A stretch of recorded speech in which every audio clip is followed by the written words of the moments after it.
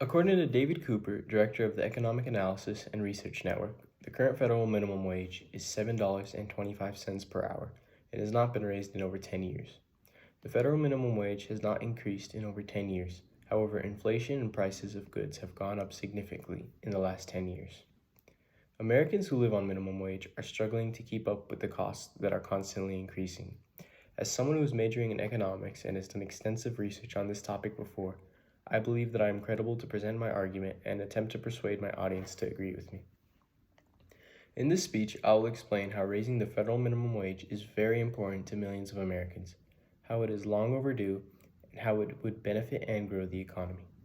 I also explain the negatives of raising salaries as well as why the minimum wage rate has not increased since 2009. The reason I believe that we should raise the federal minimum wage is that the current minimum wage does not help Americans make enough money to buy basic needs and causes them to fall into huge amounts of debt. Raising the minimum wage would also boost the economy and productivity, as well as fix the labor shortages we have been dealing with, as people will be more enticed to return to work with a higher pay. The federal minimum wage is too low. It was decided over 10 years ago and has not changed since. Due to this was set during a time where inflation was much lower and the cost of living was not as high as today. Therefore, the current federal minimum wage was meant to satisfy living costs in 2009 and does not accommodate for today's cost of living.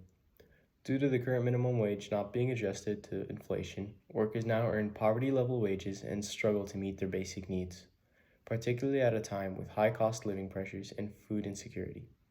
Raising the federal minimum wage also boosts consumerism and the economy.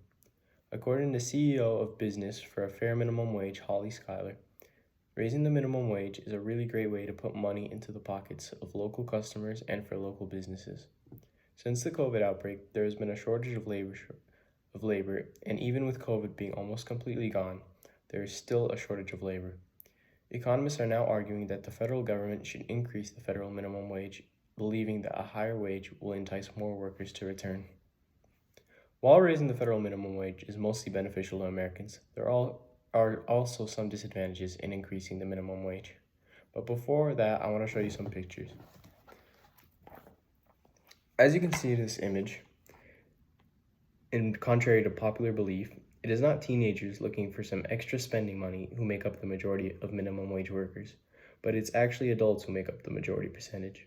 The average minimum wage worker is 36 years old. 37% are over 40, over half of minimum wage workers are women, and 57% of adults work full-time.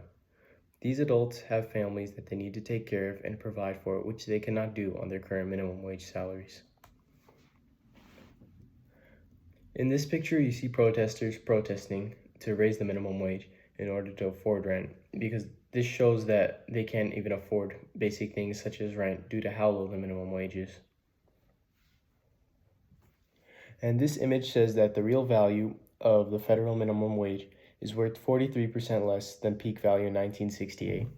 This is referring to how minimum wage in the 60s and the 70s was constantly brought up to increase as inflation increases and keep up with it.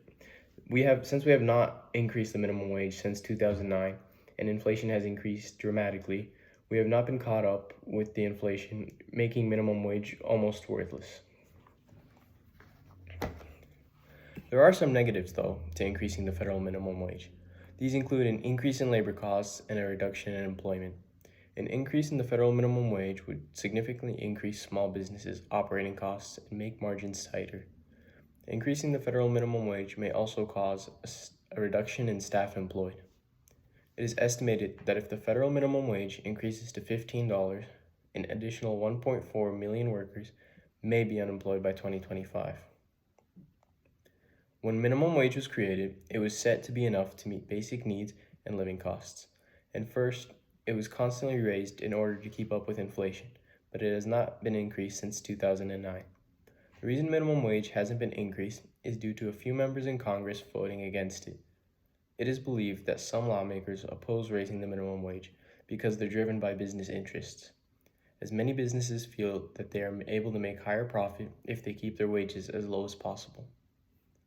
Now that I have explained why it is important to raise minimum wage, as well as the opposition's viewpoint on why it would be harmful to raise the minimum wage, I will explain a solution that helps both sides compromise. I believe that raising the federal minimum wage is the solution to this dilemma. Raising minimum wage would give more people more money, resulting in more spending, which increases production, therefore boosting the economy and giving people more money to be able to live comfortable lives without struggling. Many people believe that raising the minimum wage would cause a reduction in staff, but that is not true. Economists have found that a $15 federal minimum wage would not reduce employment even in areas that currently have the lowest wages.